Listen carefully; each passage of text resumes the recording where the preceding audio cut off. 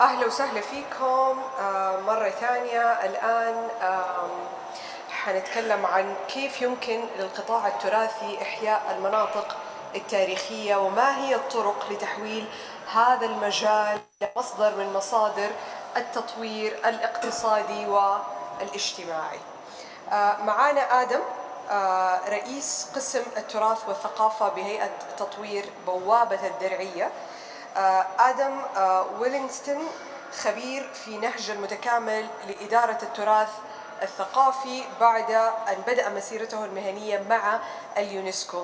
أمضى آدم 8 سنوات كمدير للتراث العالمي في أدنبرا قبل أن ينضم إلى هيئة تطوير بوابة الدرعية في جولاي 2020. ومعانا كمان فيلما مديرة السيركل أفنيو، كرست حياتها المهنية لتطوير الصناعات الإبداعية في نيويورك وشيكاغو ولندن ودبي. لها دور فعال في تطوير الجهة الثقافية.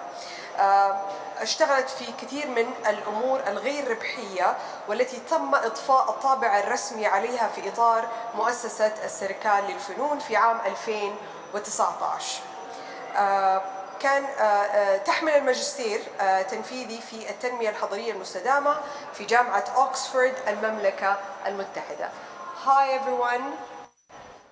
Simply explaining what heritage means to me, because to most people heritage is a fixed item, a monument if you like, a monument in the desert or a monument in a field. But actually I think heritage is something different. Heritage to me is about the memories which we attach to buildings and places as individuals, particularly in an urban context. And this very often gets lost. So heritage becomes something which is psychological, something which is memory, and something which is shared. If you can imagine a street and all the front doors along that street, and you drew a line between each of those front doors, you'd have this extraordinary web of connections. And all those social connections can be lifted away from the physical fabric and considered separately. And that then starts to create a sense of identity, a sense of community, a sense of national identity as well in some instances, and over time, a sense of national memory and heritage as well. So for me, heritage is this, if you like, the flesh on the physical bones. And it's something which is vulnerable as well. It's something which can be affected. The loss of one front door to Airbnb or to a bulldozer starts to destroy and upset that balance and change that place fundamentally. So if that's my starting place in defining heritage, I'm going to hand over to you to see where that takes you. Well, I think how I consider, heritage for us, I think the only conversation that we have about in parts of the Gulf and especially in Dubai is more about that responsibility is not arbitrary. And all the new initiatives that we are undertaking that involve place, culture, and community are in ways heritage of tomorrow. And what kind of places and spaces and communities and programs we want to create is really where the question arises. In a Circle Avenue, I've always viewed this as a process. It's a space where differences come into being and they're either validated or invalidated by that place and by that context and by the people there. Mm-hmm. And it continuously evolves and changes. It's really a metabolism that is constantly alive. And I think that's something that I couldn't agree more with, because when you say cultural district, where I'm more involved in from that space, let's say, lots of times there are reductive associations to it being solely a built environment. Yeah. And I think we both are quite outspoken and advocates of the fact that culture is a process and the place is a process. And, I think then your attachment to place probably is the most evident. Then you have a strong connection to community and belonging to a group of people. And so really, I feel it's a negotiation. It's a constant negotiation between place and people when it comes to parts of our work. And I think, thinking where can we, when we look at the future, some of which, I touched upon a little bit, perhaps some of the questions that are also important to maybe ask about heritage or community or place, these become really commercialized and marketized terms. We all, in ways, contributed in helping building some of those myopic paradigms. So what is our current critique of ourselves? What is that rearrangement of desires that we are undergoing through this continuous remaking and transformation? And what are the aspects that are important to consider or think about?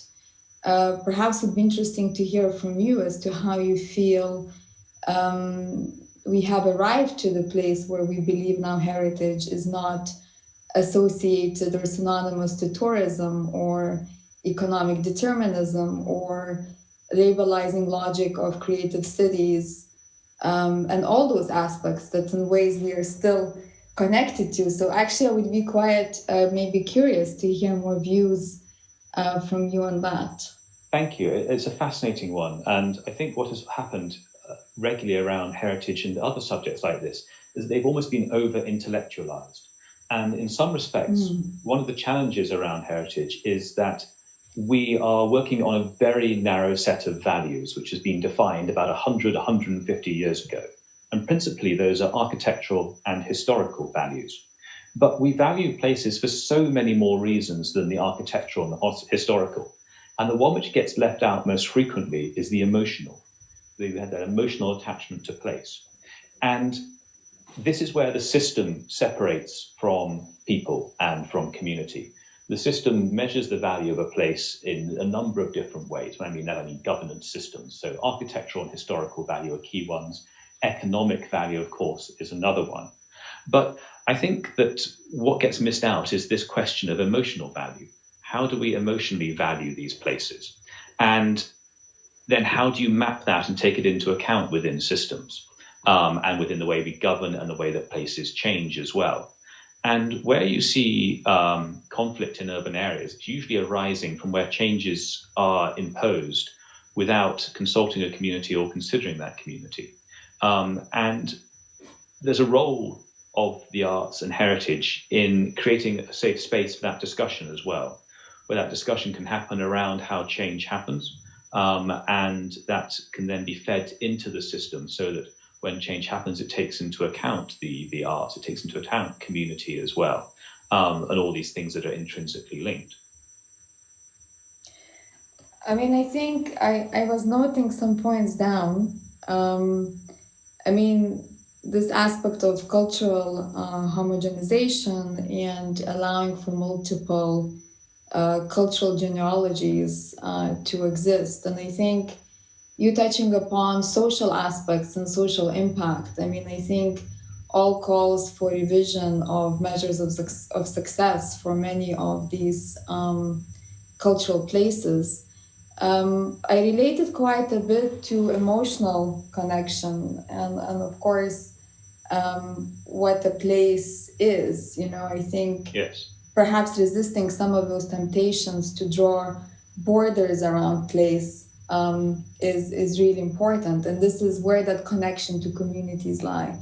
I've done an empirical study as part of my studies at Oxford a few years back, using El Cercal Avenue as a case study, trying to assess whether there is a role of cultural spaces in shaping a sense of belonging in young adults. And it was done so through place identity and a sense of community. Two vantage points through multidisciplinary view. And the study and my interviews with these young people reflected the importance of non-transactional spaces, but also challenged my own views about community and my own work. I mean, this aspect of utopian community doesn't exist. Mm-hmm. There are kind of small connections, small communities that people belong to, particular memberships. And so it made me really realize that this kind of one space just has multiple connectivities and identities and very subjective ways in which people belong. It can be through ethnicity, gender, sexuality, and it could be through self-expression in arts and culture. And so really, I think talking to young people is witnessing culture in transformation. And it's really creating those connections between these three areas. I wonder how that aspect of youth and heritage is of importance to you in Saudi, considering that such a large part of the population is young people. I mean, that's a great question. And there's a number of your points there which ring really true to me. That multi-dimensionality of places and the way in which different people take ownership of them, different communities take ownership of them, but also the challenge of exclusion, which can then happen as well, mm-hmm. where one use or one group takes over a space with great strength, and others may feel excluded from it. Even where there's attempts by the authorities to do really positive things in the space, it may exclude others who might have a more conservative view on life, and there's real challenges around that.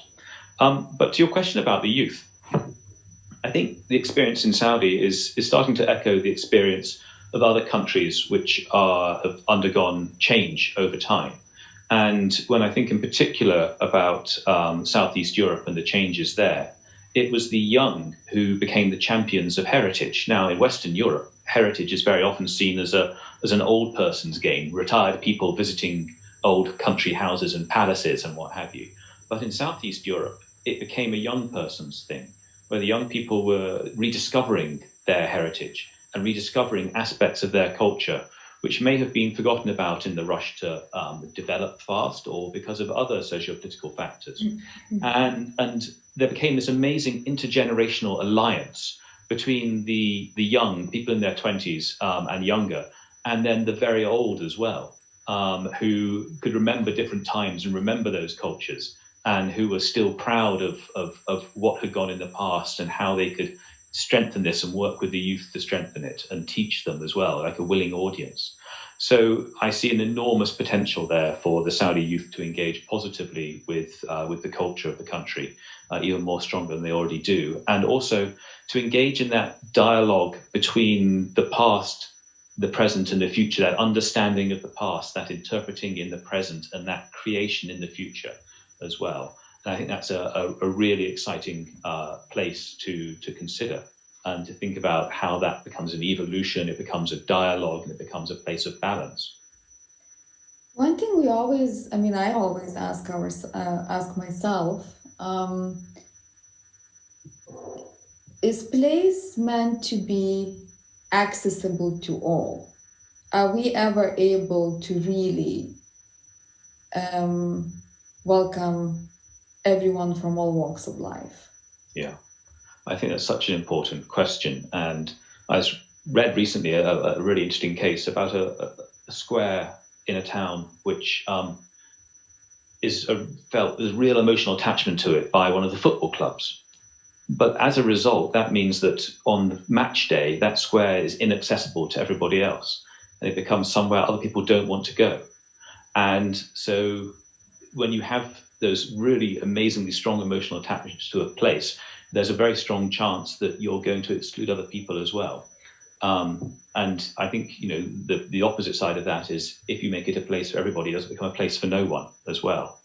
But I suppose that becomes about having an open mind and the people who are approaching that place, how they approach it as well. So it comes back to your point about the subjectivity of it all, and how you can try and help people interpret a space in different ways. I mean, I think it's something, I mean, in terms of inequality and accessibility, are all aspects we always discussed a lot. But once I spoke to young people, I learned that if there is a connection to their passion and self-expression within creative realm, and that can be dance, it can be art, they will find a way to get there. I mean, yes. I would meet people that would travel, 2 hours, 2 different trains and a bus and the walk to get there every day, because there was a meaning, there was a sense of purpose.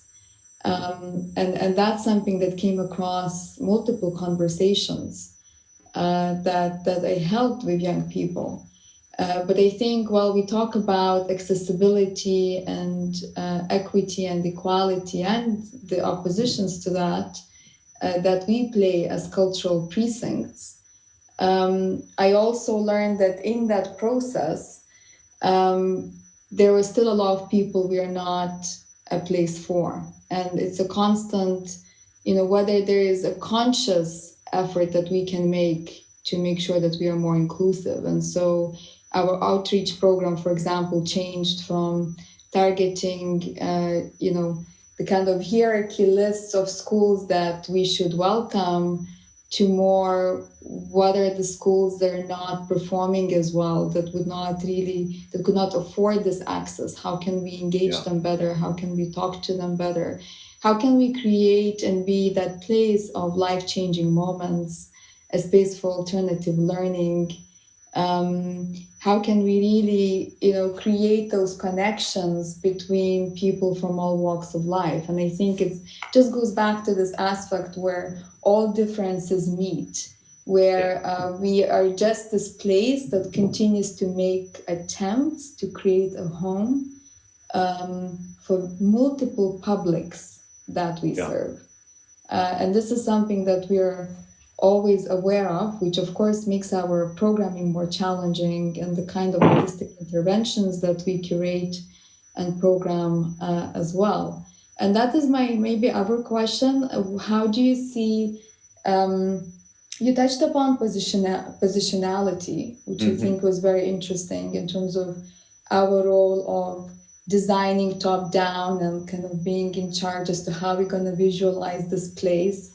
How do you see programming and the kind of software, what kind of role that plays within this built environment, but also socioeconomic elements that formulate cultural place? I think it's a fascinating area, and I think as professionals sometimes we end up using the wrong languages and around our different audiences and these different groups as well. And once we start speaking their language, we're able to engage more effectively and understand their needs more effectively. There's an instance about that question of belonging and the different groups, which I can relate from my time in Edinburgh, where we ran a program with children who had been excluded from school. They were really poor attenders at school for behavioral issues and what have you.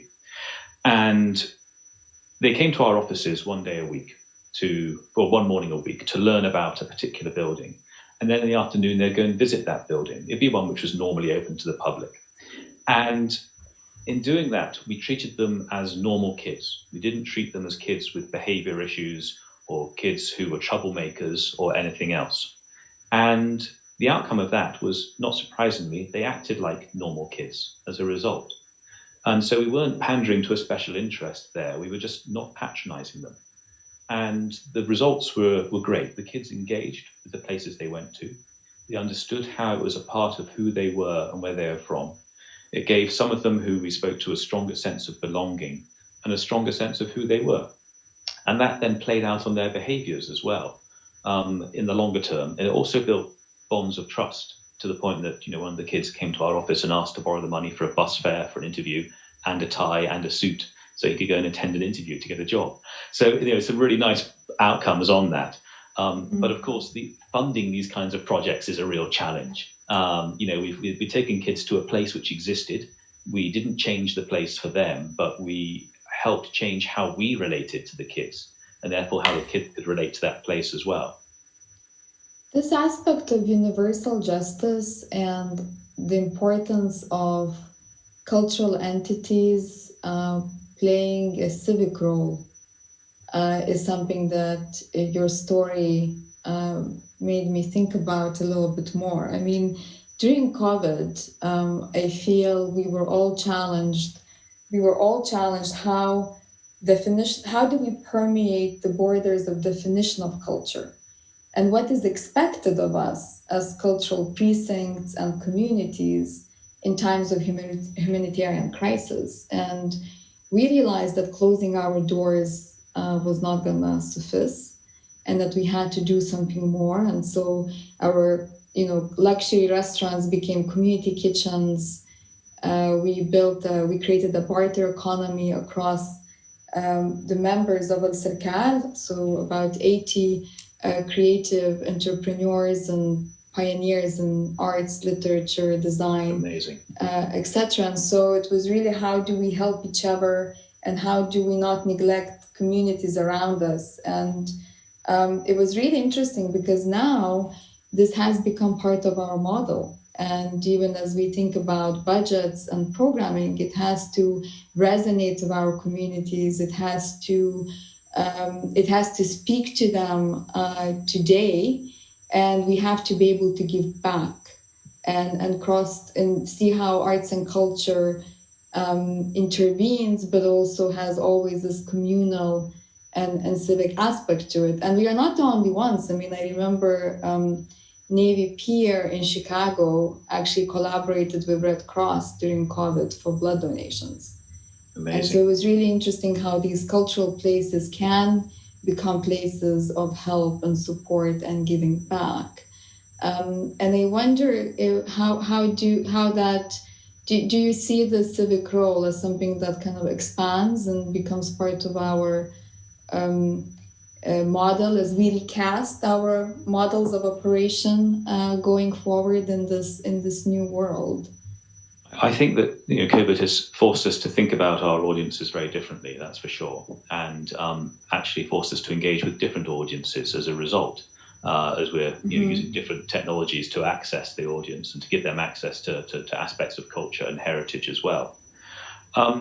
Going forwards, there's so many opportunities that come out of this, and I think one of those also is for the collaborations between the different organizations that are out there and different fields. During COVID, I found that we spent a lot of time in my last role in Edinburgh talking to the politicians and helping them explain what they were doing to the public and getting a really positive civic discourse underway with, as it happened, heritage as the basis for that discussion. But that touched on so many things. It touched on the quality of life of citizens within their housing, which may have been in a historic area. It touched on how the spaces and public places were changing away from being car-dominated to allowing more cycling, to get away, how we could change those places, make those changes permanent as well. So it changed a much wider civic discourse than just our narrow area, but forced us to engage more widely as well. And that has to be a positive thing. How we think about our spaces in a post-COVID world is a whole nother question. We have the question of whether we're going to have repeated pandemics or whether this is a one-off, and how we make sure that we prepare for those risks in the future as well. And I think in terms of considering those future risks, we're really only just starting to think about that and as a society and how we will react in the future, whether we reacted the right way when COVID hit this time round. And I think one of the negative things that had happened is that artists have been neglected, particularly in the Western cultures where all the money has been focused in other areas, other places. And the governmental support for artistic creation has in many instances evaporated. And how we try and ensure that comes back, that support is there and those networks are there is a grand challenge, and how we try and help grow those communities out of COVID. I mean, I think, like you mentioned, this collaboration, municipal diplomacy and collaboration between private and public sector could never be more important. And there was so much discussion globally in terms of, me talking to my colleagues in the West, they're still just planning when and how to reopen. We were very fortunate in parts of the Gulf, especially in Dubai, where Al-Sirkal is, to be able to open and exist since June. Yeah. And it was really remarkable to see the demand from our communities to return. Yes, our absolutely. footfall numbers actually increased in the middle of the pandemic. But of course, what we did then, we allowed for much longer opening times. So we knew we cannot change our space, but we kind of stretched time in ways. And I think as we now look forward, you touched upon this addiction of progress, which probably we need to shake off, and we need to dislocate some of our hierarchies and also rethink how can we manage those assets that in some ways are obviously inherited, but how we carefully think about new assets that we build, and how can we embrace perhaps smallness and focus on economies of repair and begin to think, 2020 will be a historical year, just like, is it 1989 or it's a year that will be remembered. It's really a year where I feel Anthropocene met, as my colleague called, Pandecimine. And it couldn't be more challenging for all of us to navigate this. But I think people have shown how much this isolation made them maybe appreciate more spaces for arts and culture that manifest in various forms. Is it heritage? Is it contemporary arts? Is it performing arts, etc.? And in some cases, the government found it to be too idle to allow it to open. And I think there is a conversation that is needed between the government and those that manage our arts and culture for future pandemics, to make sure that we learned from this period, that we have assessed modeling where we allow these places to operate, where we understand the meaning of museums and cultural precincts that can help our communities to get through difficult periods, especially considering mental well-being. Yes. I find it fascinating that this yearning to engage again, which is there, and whether it's going to lead to a revaluing or a re-evaluation of places and spaces. As I said, we've seen it with the physical spaces, with change in physical space to allow for social distancing. But is it going to change how people revalue the arts as well?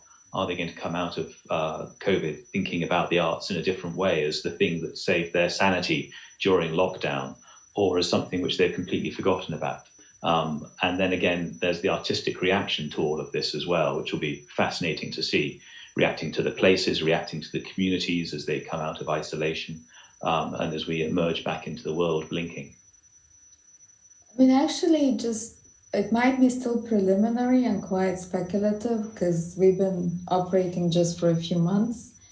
But like I was sharing, we used to have, to really work hard to bring people to our events. We produce more than 500 events per year that are within arts and culture. Tremendous. And now we have to really manage our numbers, because we have, in August, I had 10,000 people more in attendance than I did in August 2019. And this was in the middle of a pandemic.